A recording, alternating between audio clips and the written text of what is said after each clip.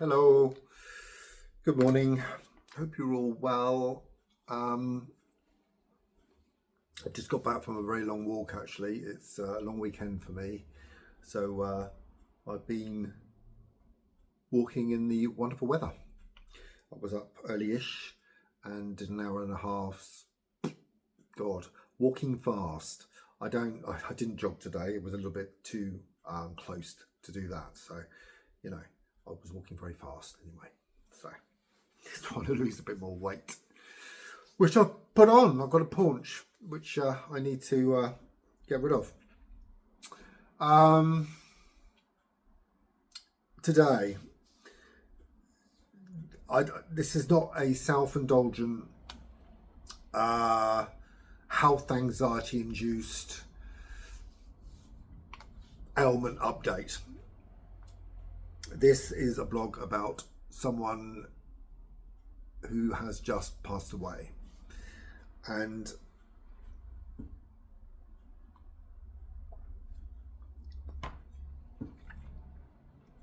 his name was Paul. And he was a dear friend from Spain, and when I lived there. Now I moved to Spain in 2016, and I lived there a little over two and a bit years. And let me just tell you a bit about the place I was living, so you get an idea of the type of people that were there.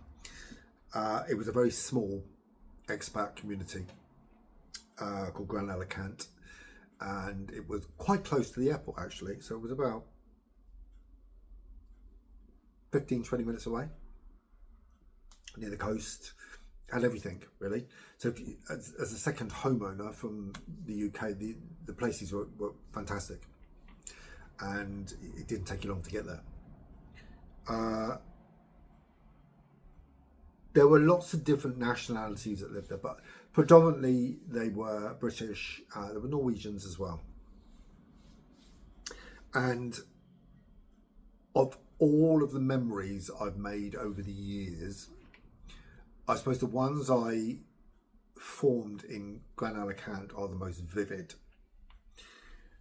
My time there was so damn special, I can't begin to tell you.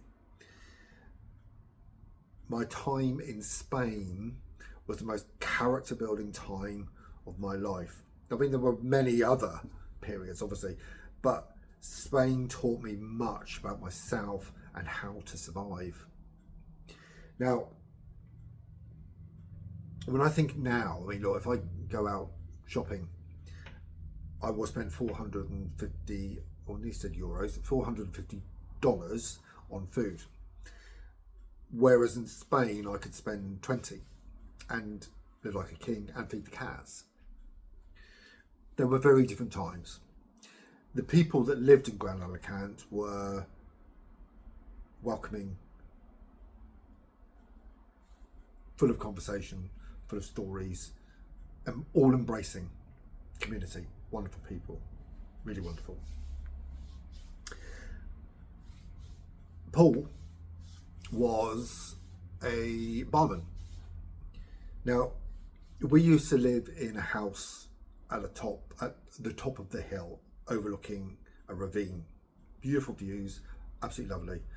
You can see the sea to the right, Carabassi down below, and El Clot de Gavarnie just to the left, which was a huge nature reserve.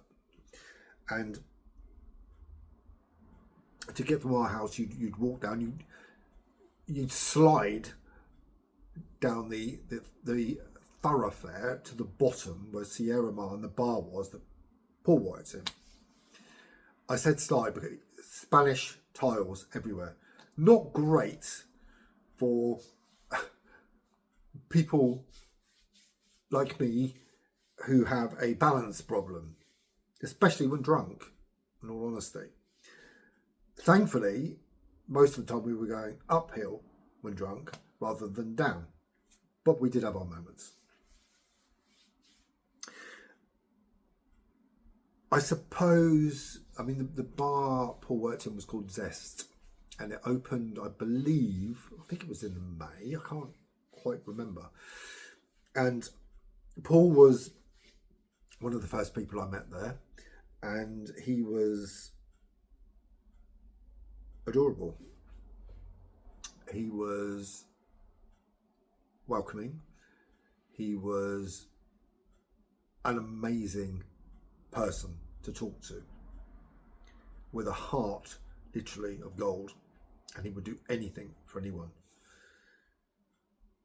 That first day I met him, he said at the end, if there's ever anything I need, just give him a shout and he will be there. I think he did car stuff as well. Not, that didn't really matter to me. I didn't have a car. I was kind of living in Spain on my own anyway.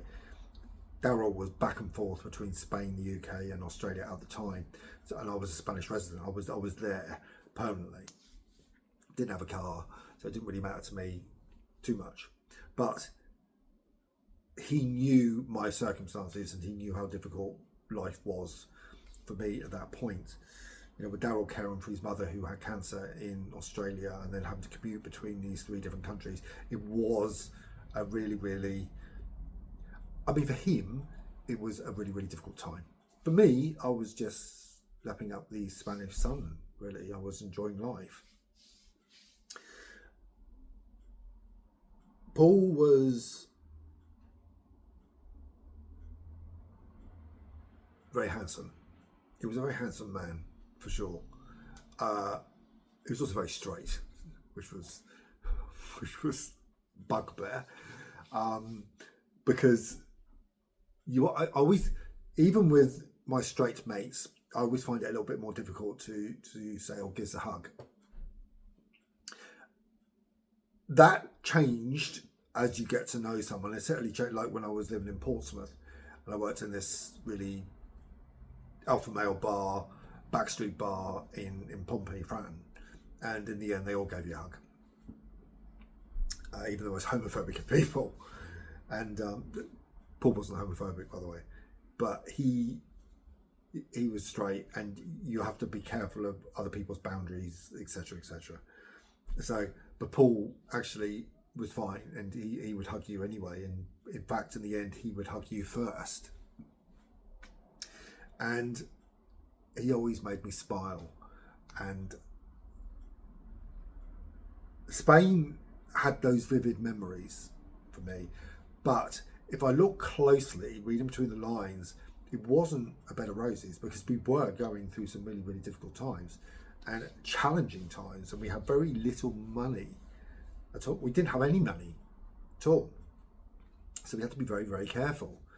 So, and I remember it was a really, really hot day, and I just walked from the top of the hill all the way down to Sierra Mar, and I was intending just to go for a walk, a normal walk. And I thought, now I'm just going to stop in. I had €1 to my name, €1 or €2, I can't remember. However much a pint of mail was at that point. And I thought, you know what, I'm just going to have 1 pint. I have 1 cigarette left, a cigarette and a pint in the sun, Sierra Mar, in the square, and have a chat to Paul. And it was there. And the conversation was as good as ever. And he gave me a few cigarettes, and he bought me a drink, and which is really, I should have been buying him a drink. He's a barman, but he bought me a drink. And between serving customers, he came out and sat down with me, and we talked, etc., etc. There was a funny day, actually, because I ended up staying for hours and hours and hours, because we were just chatting, literally. And then Auntie Pam, she's Pam, who worked at Zest in the bar Paul was at. She was a chef, a cook, the best cook in the world. Her food was absolutely glorious. She would know when you weren't feeling great, and she often gave me a packet of cigarettes, and she really, really looked after you, as much as Paul did. you either went to Zest or you went to Dick Turpin, and for some reason we just gravitated to Zest. I don't know why, we just did. And we had some wonderful days there, sat in the sun. Katie, Andy, little Lexi running about, holiday makers, expats, friends, new friends. I have so many friends at that point in time, you know. Paul was at the apex of all these other people in my life. But he was kind of like the fabric of that place. Yeah, Paul worked in a number of different places while he was there. And rather like Roger, who still keeps in contact now, who's kind of like, I'm going to call him a local celebrity because that's what he is. And everybody knows Roger. And Roger's worked at a number of different bars. He's had his own bar as well. And Paul was kind of similar. He was one of the barmen that sort of went round working at different places, and he knew how to treat people well. He really did. And I remember on a particular occasion when I went out with him, and there was a girl called Sammy, and we went down to Carabassi, and we had something to eat, and I actually had money at that point, God, and a few drinks, and more drinks, and we got absolutely inebriated and had a lock in. And do you know what? Stumbling home that morning, and that's when I really got to know Paul. And you know, without him, my life would have been so much poorer. It really would. He really was. He was like a rock at that point.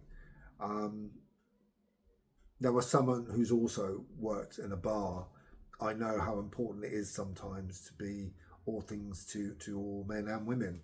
So if they want to chat, they have a chat. And I'm sure a lot of it was, you know, he's there again, he's having a chat, and you know, Paul was doing what he had to do, but it was a bit more than that, because you know when people go through the motions, and you know when people aren't. And Paul had that genuine empathy with other people. And he was an emotional guy as well, sweet guy, lovely smile, and he's kind of one in a long line of people that I, you know, lost over the years. You know, when I think about it, and you know, Matthew Corbett was the first that I can really recall, and he was my age, very young at that point. He was about 24, 25 years old. Actually, no, he was a bit older than that. Though. He must have been, 30. And me and Daryl had just moved to Salisbury, and Matthew phoned, and he wanted to meet up, and we said, we're just taking on the business, and a bit difficult, but you know, we will make a date. And within a few months he died. Matthew committed suicide. He jumped off a bridge near where I grew up as a child in Fareham. We were both Fareham boys, basically. And when I found out about Paul, I remember that devastation for when I found out about Matthew. And his mother phoned, Matthew's mother, and she said, look, it's a close family funeral, but if you want to come, we know how close you were to Matt, please come. We decided to stay away. We'd just taken on the business anyway, but we decided just to stay away, just to allow the family time to grieve, which I think Margaret respected. And she said, well, we actually became really close after that, and she often phoned, wrote letters, and we exchanged Christmas cards, and she was kind of a special part of my life, really. Kind of lost contact when we moved to Spain, which was a real shame, because Margaret was a lovely lady, and she'd been through a lot, hell of a lot. You know, to lose your son in those circumstances is really, really hard and difficult. And I think, rather like us thinking, was there more that could have been done, she used to think the same all the time. And it's kind of like with Paul as well. I mean, I kept in contact with Paul when I left Spain, and especially through the pandemic, and he would send me pictures of himself sat on the beach enjoying life, and we were sat in or I was sort of in working for Tesco in a lovely Portsmouth, in the grey drab city as such, and he was in, you know, Alicante. And I knew he was working at Formula One. He was telling me about it, and he seemed, you know, when you looked at his social media posts, he seemed to be enjoying life, loving life, and you know, people loved him equally. And you never really know deep down what goes on in someone's head. You just don't. Nobody knows what goes on in my head, and my head's, you know, a mess most of the time. And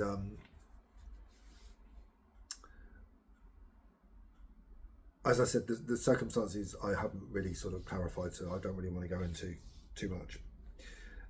But at the end of this video today, what I'm going to do, there will be a picture of Paul, and there will be a phone number and an address if you want to make donations to God, what was it called? Men's Health Matters, I think it is. It's a charity that helps men at various stages of life going through difficult circumstances, and give generously, because, you know, some charities are worth it. And I just want to briefly say, you know, it's really, really hard for men dealing with mental health issues, especially surrounding suicides. Now, of the people I've lost, the majority of those have been through suicide, and it's really, really difficult to come to terms with the fact that maybe you could have been there for them.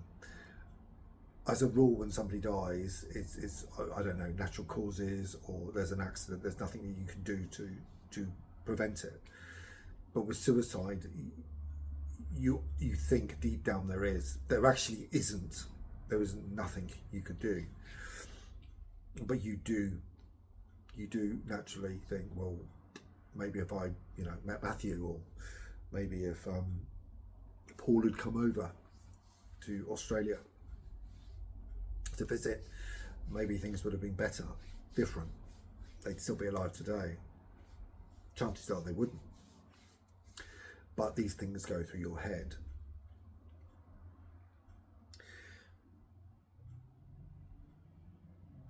Another life lost, another part of my existence gone, as such. Is that the wrong word? Another part of me gone, you know. And I've been sat there the last few days thinking about Paul and going through old photos and the times we had, and I'd always have my phone, still got my phone now, but I'd always have my phone, always taking a picture, and he used to go mad, don't take that picture. And in the end, I mean, I used to post them on his social media for him, and I said, do you remember this, do you remember that?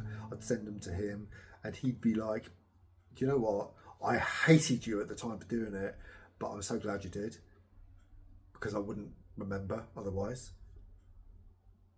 There were very few photos of Paul, but there were very few photos of Matthew,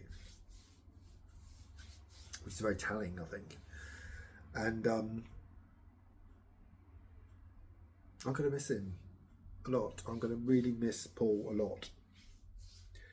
We messaged infrequently in recent years, but that didn't mean to say he wasn't in my thoughts, because he was, and he would often crop up on, you know, memories on my social media, and I would think of him all the time, and the times we shared together, and the cigarettes he gave me that I meant to repay him with, even though I don't smoke myself now, and the pints of beer that I would have bought him had I seen him again.